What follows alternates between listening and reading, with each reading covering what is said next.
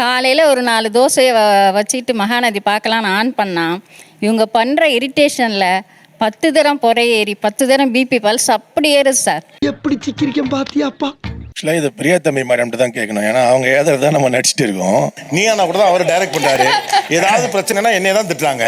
நக்கல்யா அவனுக்கு. அதையே ஒழுங்காக ஃபாலோ பண்ணியிருந்தா கண்டிப்பாக தெரியும். காவேரி தான் டார்ச்சர் பண்ணுது. இல்லை சார் இவர் டார்ச்சர் பண்ண காவேரி பதிலடி கொடுக்குறாரு. ஐயோ எல்லா பக்கம் அணக்கட்டுறான். என் கல்யாணத்தை யார் நடத்தினாங்க? அது பழைய கதைமா.